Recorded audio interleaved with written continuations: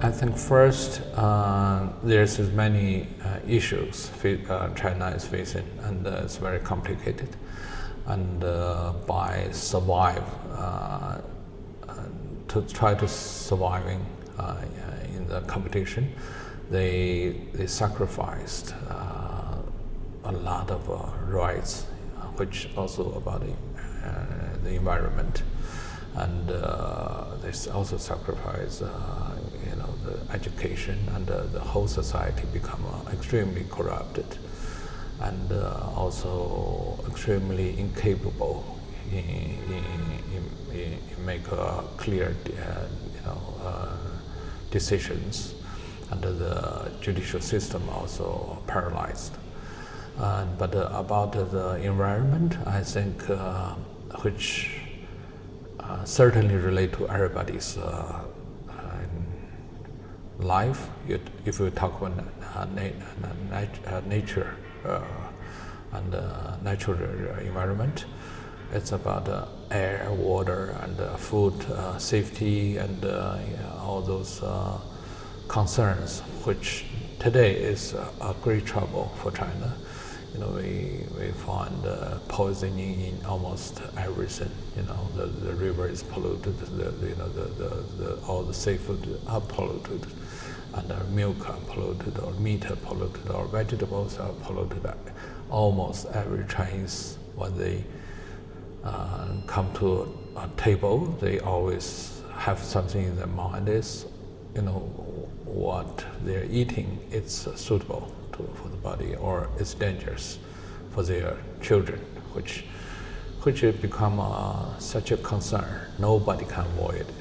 So you can see the change of society really come from those concerns, which involves everybody. Doesn't matter your political standard, or what kind of ideology you have, or you're patriotic, or you're just activist, but still, the safety and the well-being of daily life, and also about the concern of environment are really a major concern of China today. First, for any society, not to mention China has such a large and complicated conditions and a long history.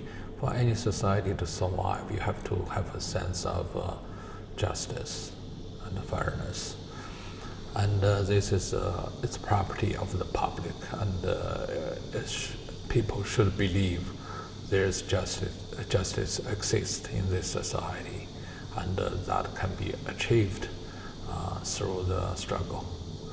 So certainly China doesn't have an independent judicial system.